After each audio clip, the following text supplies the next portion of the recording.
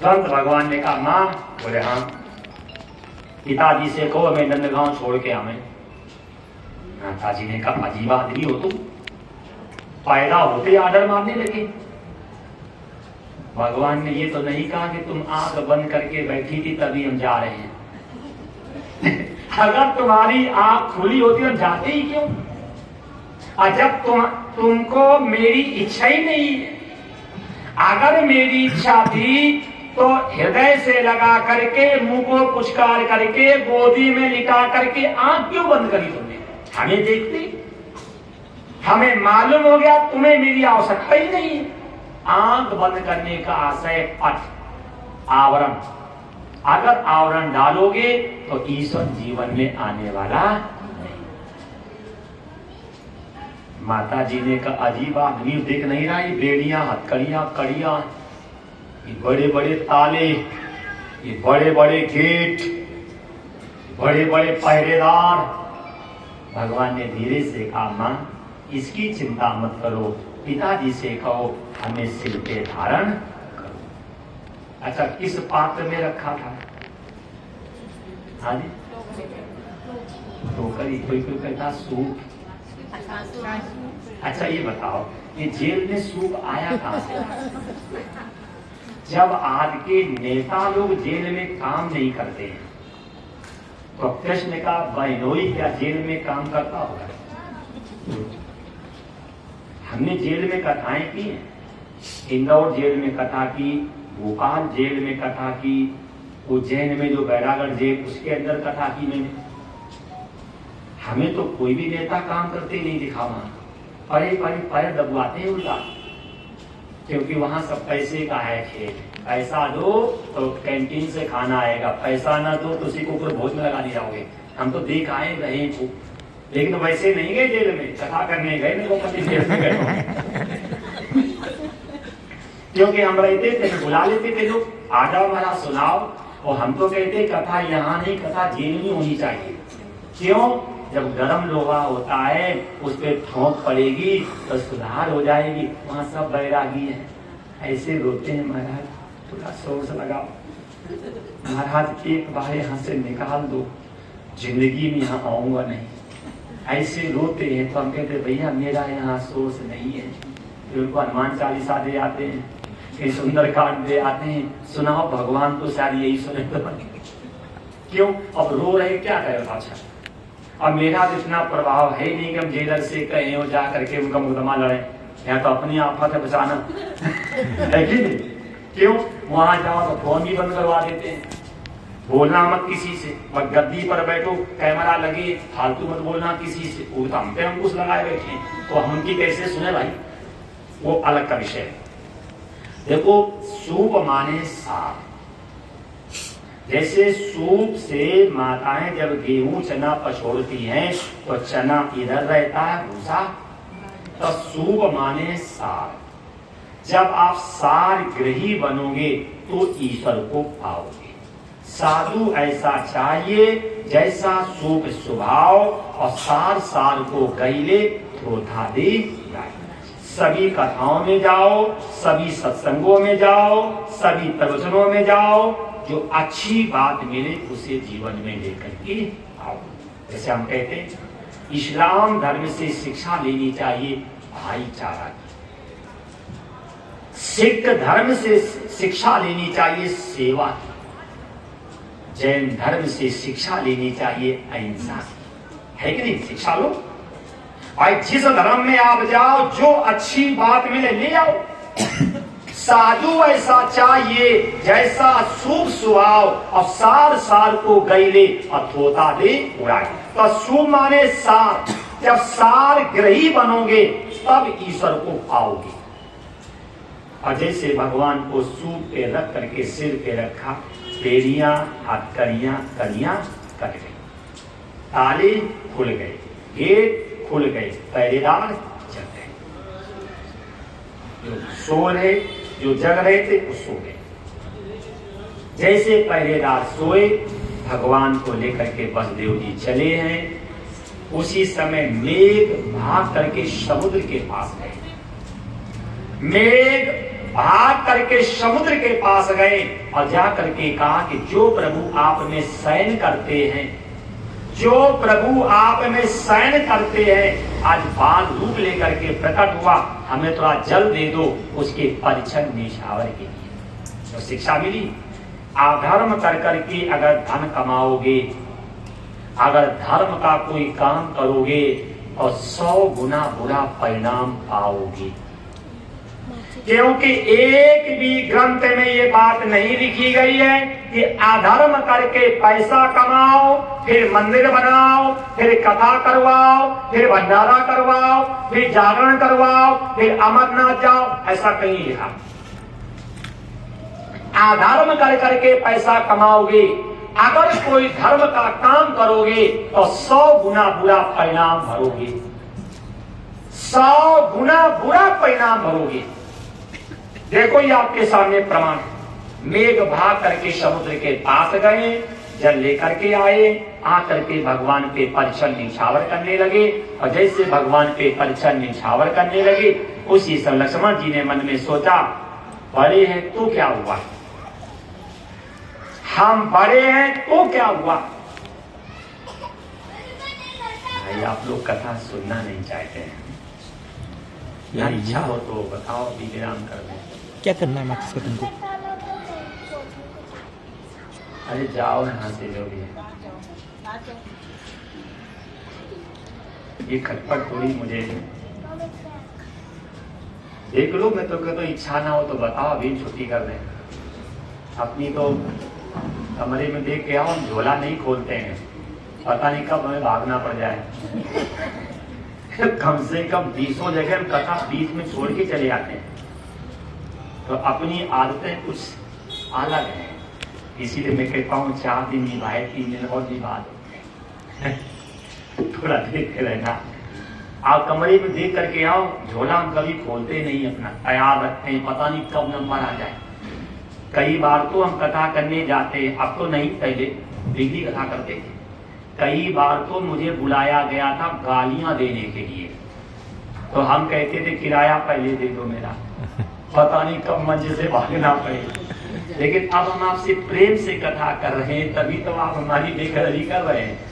अगर कहीं मैं फिर वही उग्रवादी कथा करने लगूं तो क्या मजाल कोई मंच के पास आ जाए। इसलिए थोड़ा निभाओ है। कहाँ से बताओ, भूल गए। निछावर कर रहे थे पानी जल। मैं ये कह रहा था, लक्ष्मण जी सोच रहे हैं कि हम बड़े हैं तो क्या हुआ है, लेकिन हमें सेवा करनी चाहिए। रामा अवतार में लक्ष्मण छोटे थे और कृष्णा अवतार में बड़े होकर के क्यों आए, ये कथा कभी वाल्मीकि रामायण पढ़ना तब मिलेगी। बड़े हैं तो क्या हुआ, सेवा करनी चाहिए। और शेषा अवतार ने ऊपर से भंग कर दिया। वसुदेव जी आगे बढ़े तो यमुना जी ने उफान। अच्छा आप बताओ, जिस स्त्री का हजारों वर्षों के बाद पति परदेश से घर आ रहा हो, वो स्त्री हंसेगी कि रोएगी? प्रसन्न होगी। तो सैकड़ों वर्षों के बाद यमुना जी के जो पति भगवान कृष्ण आज आ रहे हैं, तो मतलब यमुना जी भगवान के सेवा में, स्वागत में उफान पे खड़ी हो गई। किस लिए? क्योंकि प्रीतम आ रहे हैं, पति आ रहे हैं। पति की सेवा के लिए यमुना जी खड़ी हो गई। वसुदेव जी आगे बढ़े, पहले पंजे, फिर गांठी, फिर कमर, फिर नाभि, फिर सीना और फिर कंठ। वसुदेव जी ने कहा, वह अंगला पग बढ़ाया नहीं के अंदर गए। पीछे देखा, एक माया का सिंह खड़ा था। वसुदेव जी ने कहा, दोनों ओर मरना है, आगे जाऊंगा तो डूबूंगा और पीछे जाऊंगा तो खावे जाऊंगा। वसुदेव जी तो डर गए। अब यमुना जी ने क्या सोचा कि जब ये सूर्य वंश में आए थे तो चंद्रमा का पिता क्या है? समुद्र। समुद्र चंद्रमा का पिता है। जब ये सूर्य वंश में आए थे तो चंद्रमा के पिता को बांध दिया था, अभी चंद्र वंश में आए हैं और मैं सूर्य भगवान की पुत्री हूं और मुझे कहीं बांध दिया तू। भाई सूर्य वंश में आकर के जब चंद्रमा के बाप को बांध सकते हैं तो चंद्र वंश में पैदा होकर के क्या सूर्य भगवान की पुत्री को नहीं बांध सकते क्या? क्या सूर्य भगवान की पुत्री को नहीं बांध सकते क्या? ऐसा मन में सोच करके यमुना जी डरी है और डर करके यमुना जी क्या कहती है? प्रभु बोले हाँ, मुझे अपने चरणों का चरणामृत दे दो। करना मत माताएं, लेकिन भागवत में ये बात आई है कि जो स्त्री अपने पति के चरणों को धो करके पी ले, तस्मिन सर्वाणि तीर्थानि, उसे सारे तीर्थों का फल मिलता है। अब तुम तो लेकर के जाओ लोटा थाली कि पति के पैर धोएंगे, सारे तीर्थों का फल मिलेगा, और पति देवता दारू पी करके नाली में औंधे पड़े और दोनों पैर कीचड़ में सने।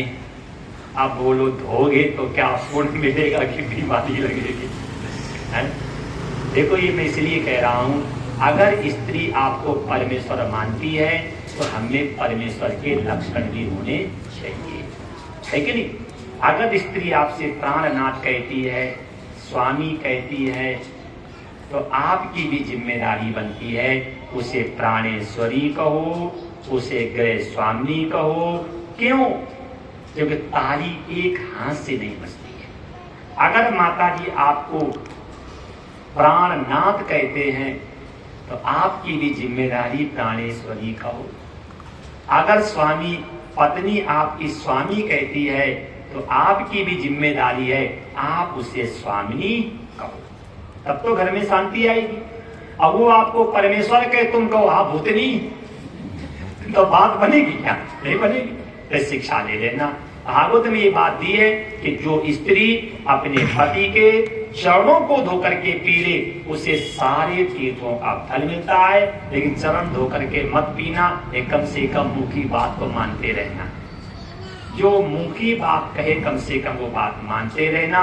यमुना जी ने मन में विचार किया, प्रभु मुझे अपने चरणों का चरणामृत दे दो। तुरंत भगवान ने पैर नीचे किया, यमुना जी ने पैर धो लिए और धो करके नीचे क्यों हो गई? नीचे इसलिए हो गई क्योंकि ये मेरे ससुर हैं और कभी भी बहू ससुर के मुख तक नहीं जाती थी। पहले अगर ससुर डांट देता था तो बहू की औकात नहीं जो ससुर को जवाब दे दे। अब अगर बहू डांट दे तो ससुर की औकात नहीं जो जवाब। इसमें देखो बहू का दोष नहीं है, दोष आपका है। क्यों? पहले ससुर कभी भी बहू के सामने जाता नहीं था और जाता था तो खांस के। क्या होता था कि बहू घूंघट मार लेती थी। अब तो जयमाला में पहले मुंह आए खड़े हैं।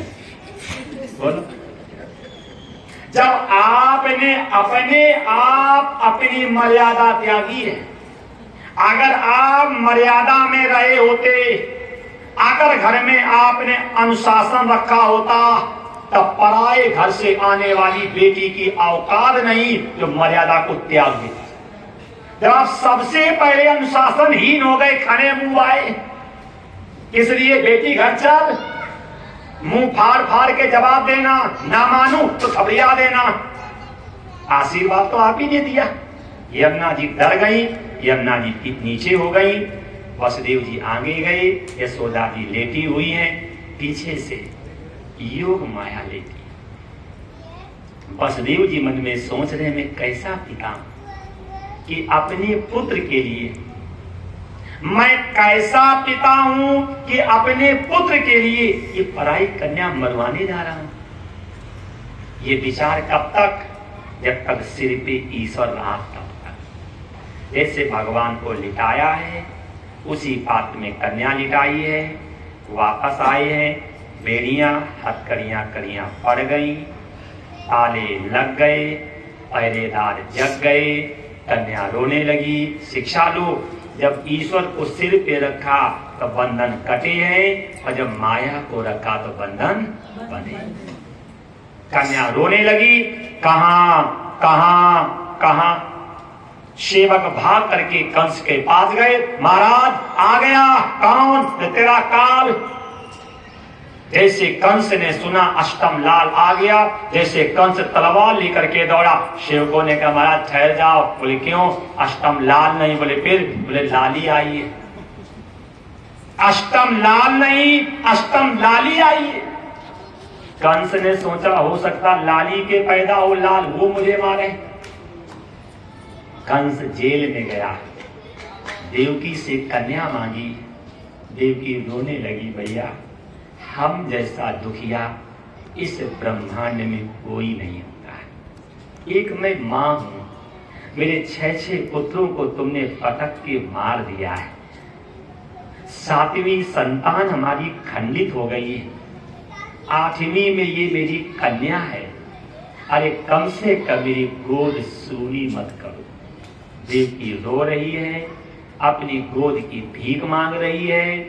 कंस माना नहीं है, गोदी से बेटी का पैर पकड़ के खींच लिया, और पैर पकड़ करके खींच करके और जैसे पत्थर पे पटकना चाह रहा था, कन्या हाथ से छूटी, सिर पे लात मारी, आकाश में जाके कहती दुष्ट मुझे क्यों मारता, तुझे मारने वाला ब्रजमंडल में पैदा हो गया। क्या शिक्षा मिली? माया को हम नहीं मार पाएंगे, माया हमें मार जाएगी। माया को हम नहीं मार पाएंगे, माया हमें मार जाएगी। कंस के हाथ से योग माया छूट गई। इसके बाद कंस ने देवकी से माफी मांगी है, बहन मुझे माफ कर दो, देवताओं के कहने पर हमने तुम्हारी निर्दोष संतानें मारी।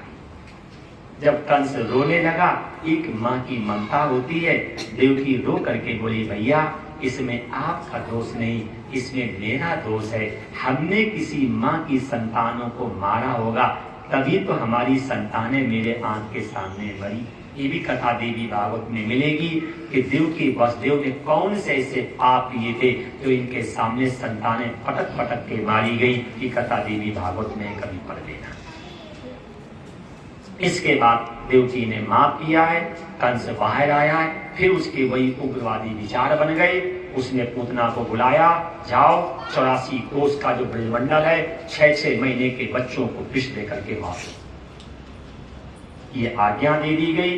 अब दूसरा पक्ष आ जाओ। यशोदा जी सो रही है और पीछे पुत्र लेता है। अब यशोदा जी की नींद भी नहीं खुली। नंद बाबा की एक बहन थी, उसका नाम था सुनंदा। और आपको तो ये बात मालूम होगी कि नंदों का भाभियों पे आतंक ज्यादा होता है? अगर नंद सही हो तो भाभियां इज्जत करती हैं, और अगर कहीं नंद हर काम में उंगली लगाए तो फिर इस जमाने में भाभियां नंदों को घर में आना चाहती नहीं। तो नंद बाबा की एक बहन थी, उसका नाम था सुनंदा। सुनंदा ने देखा 8 बज गए, भाभी नहीं उठी अभी। और जैसे सुनंदा भाभी को देखने गई तो भाभी तो मुंह फाड़ के सो रही है। अब पीछे वो सुंदर बालक लेटा है। देखो ये मैं इसलिए कह रहा हूं कि आप तो कथाओं में सोहरे गाई जाती है, पीर क्या बोलते, पीर भी गाते हैं। ये उनको बताना कि जब भगवान माता जी के सामने आए तो माता जी तो सो रही थी, और तुम पीर कहां से गाने लगे? ये कहो कम से कम व्यास लोगों को, ये सोरे तुम गा रहे हो, पीरे जो तुम गा रहे हो, कम से कम शास्त्र की तो धज्जियां मत उड़ाओ। यशोदा जी लेटी हुई है, पीछे से पुत्र लेटा हुआ है। जैसे बहन जी ने पुत्र को देखा तो एकदम भाग खड़ी हुई। कैसे? जैसे आप जब भाई के लड़का पैदा होता तब देखो जिज्जी के हाल, और कहीं बहन के लड़का पैदा हो जाए तो भैया बताओ बल पे फ्यूज हो जाए। एकदम बहन जी भागी, भैया बधाई हो, भैया बधाई हो। नंद बाबा ने कहा काहे की बधाई? सुनंदा ने कहा यशोदा के लाला भयो हुआ की बधाई। जैसे नंद बाबा ने सुना यशोदा के लाला भयो, पगड़ी उतार के दी फेंक, डंडा दिया फेंक और सीधे कहां भागे? यमुना जी के किनारे। ब्राह्मणों बधाई हो, ब्राह्मणों बधाई हो। नंद बाबा ने कहा काहे की? नंद बाबा से पूछा काहे की बधाई, काहे की बधाई? नंद बाबा ने ब्राह्मणों से कहा यशोदा जी के लाला हुआ, उसकी खुशी की बधाई। ब्राह्मणों ने कहा बाबा देखा मंत्रों का प्रभाव, कमर सीधी ना हो बच्चे पैदा हो। देखा ये मंत्रों का प्रभाव। नंद बाबा ने कहा ब्राह्मणों ये तुम्हारे मंत्रों का ही प्रभाव है। कमर सीधी नहीं हो रही है, गाल पचक गए हैं, आंख गड्ढे में चली गई है, लार बह रहा है और संतान हो रही है, ये तुम्हारे मंत्रों का ही प्रभाव। आनंदम ददाति सानंदा, आनंदम ददाति सानंदा। जो दूसरे को आनंद दे, दूसरे का एहसान माने, दूसरे की वाहवा करे, उसी के जीवन में ईश्वर आता है। हमेशा दूसरों के गुण गाया करो, दूसरे की कीर्ति बोला करो और दूसरे की वाहवा किया करो, तब जीवन में भक्ति परमात्मा आएगा। आनंदम ददाति सानंदा। नंद बाबा ने ब्राह्मणों से क्या चाहिए? चलो गौएं, वस्त्र, धन, आभूषण क्या चाहिए सो लो। और ब्राह्मण थोड़े असंतोषी होते ही हैं। हम ब्राह्मणों को कितना भी मिल जाए लेकिन ब्राह्मणों का पेट नहीं भरता। एक ब्राह्मण ने 108 गौएं दान में दी और 108 गौओं को दान में लेकर के जब घर में गए और पंतानी ने देखा तो डंडा लेकर के दौड़ी। हे पंडित जी महाराज, हे पंडित जी महाराज, ये गौएं कहां से लाए हो? पंडित जी ने कहा चिल्ला मत, नंद बाबा के लाला हुआ, उसकी खुशी में लाया। पंतानी ने कहा घर में तो एक भी गाय बांधने को जगह नहीं है, ये 108 गौएं बांधोगे कहाँ? पंडित जी ने कहा चिल्ला मत। बोले क्यों? बोले मैके भेज देना। तब पंतानी ने कहा और ले आओ, और ले आओ, और ले आओ। क्या शिक्षा मिली? आप कोई सामान लाओ और आपकी पत्नी कह दे कि ये बेकार है तो कह दो इसे मैके भेज देना और कल तुम्हारे लिए कंपनी का लाएंगे, फिर लाओ चाहे ना लाओ, उस समय का विवाद टाल दो। पंडित जी ने कहा अगर यहाँ नहीं तो जगह वहां। बोले हाँ तो और ले आओ, और ले आओ, और ले आओ। बस ऐसे हास उपहास हो रहा है। नंद बाबा गौएं दे रहे हैं, वस्त्र दे रहे हैं, आभूषण दे रहे हैं।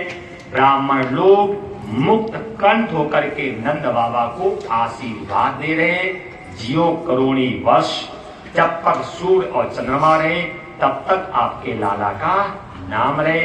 तो थोड़ी देर कंजूसी छोड़ करके हम लोग भी उत्सव मना रहे हैं। नंद के आनंद में जय कन्हैया लाल की, नंद के आनंद में नंद के आनंद में जय कन्हैया लाल की, हाथी घोड़ा पाल की जय कन्हैया लाल की, जय कन्हैया लाल की, जय कन्हैया लाल की। कई लोग बैठे हैं चुपचाप, मालूम किस लिए? नंद के आनंद भय भाई घर में कंस भय। बिल्कुल टेंशन में बैठे कि हमारे घर में तो कंस, और हम तो कहते अगर मुंह ना खुले तो मानो कंस के आने की तैयारी वेटिंग में है, आने वाले हैं। इसलिए भगवान के आगमन में थोड़ा तो मुंह और हाथ खोल लो। न अभी है दाढ़ी और मूछ करोगे कंजूसी तो आगे मिलेगी सींग और पूंछ, फिर ऐसे चेयरमैन बन नहीं पाओगे। अगर कहीं सींग और पूंछ बन गई तो जैसे बैठे हो चेयरमैन बन करके, तो कभी तुम्हें चेयरमैन बनने का अवसर नहीं मिलेगा। अगर चेयरमैन बनना हो तो हाथ और मुंह लो खोल, शर्म दो छोड़, भाव लो बना। नंद के आनंद भये जय कन्हैया लाल की, नंद के आनंद भये जय कन्हैया लाल की, नंद के आनंद भये जय कन्हैया लाल की, जय कन्हैया लाल की, घोड़ा पाल की, जय कन्हैया लाल की, हाथी घोड़ा पाल की, जय कन्हैया लाल की, हाथी घोड़ा पाल की, हाथी दिनों घोड़ा दिनों की, हाथी दिनों घोड़ा दिनों पाल की। अब एक दो माताएं बिल्कुल चुप। मालूम किसे लिए? बोले पंडित जी रात के समय झूठ बुलवा रहे हैं, हाथी दीनों घोड़ा दीनों और दीनों। कॉलोनी में कितने हाथी हैं? नहीं है? वो मायावती वाले भी नहीं है। हाथी दीनों और घोड़ा दीनों। कितने घोड़ा हैं? नहीं है? और न पालकी। सोच रहे होंगे रात के समय झूठ बुलवा रहे, हाथी दीनों घोड़ा दीनों और दीनों, पालकी सुबह मांगने आ जाएंगे, 2 हाथी 2 घोड़ा 2 पालकी। तो झूठ ना बोले, पढ़े लिखे बम्बई के सब है ना, तो ध्यान रखना। हाथी घोड़ा पालकी माने काम क्रोध और लोभ। गीता में है काम क्रोधा तथा लोभा तस्मात् एतत्त्रयम् त्यजेत्।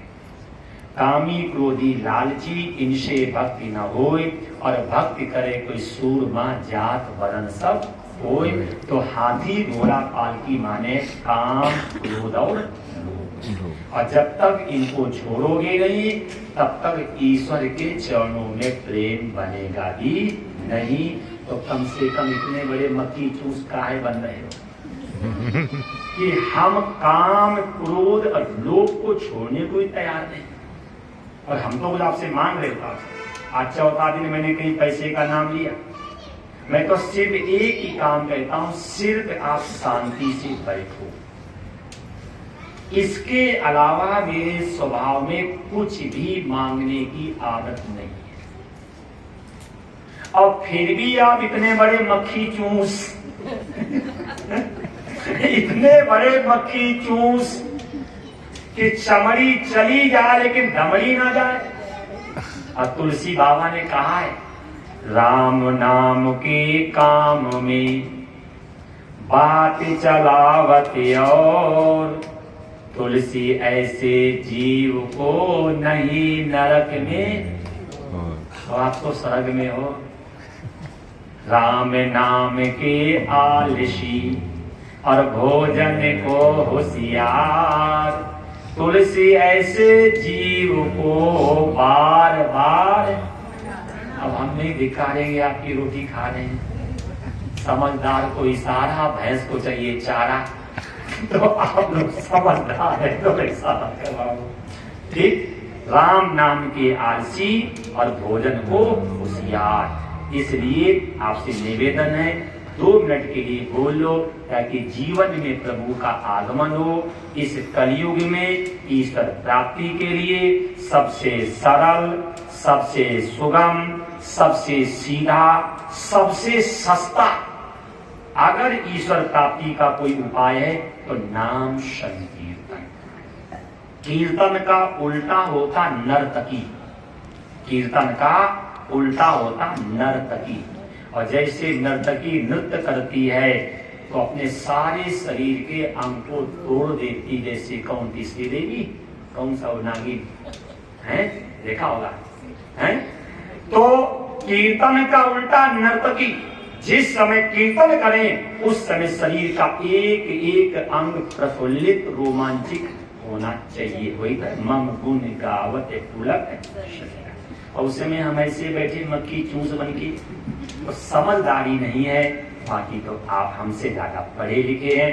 नंद के आनंद भये कन्हैया लाल की, नंद के आनंद भये लाल की, नंद के आनंद भये लाल की, जय कन्हैया लाल की, घोड़ा पाल की जय कन्हैया लाल की, घोड़ा पाल की जय कन्हैया लाल की, घोड़ा पाल की जय कन्हैया लाल की, घोड़ा पाल की जय कन्हैया लाल की, घोड़ा पाल की नंद के आनंद भयो, की नंद के आनंद भयो, की नंद के आनंद भयो, की जय कन्हैया लाल की, की जय कन्हैया लाल की, की जय कन्हैया लाल की, की जय कन्हैया लाल की, की जय कन्हैया लाल की, की जय कन्हैया लाल की, की जय कन्हैया लाल की, की जय कन्हैया लाल की, की जय कन्हैया लाल की, की जय कन्हैया लाल की। बोलो वृंदावन बिहारी लाल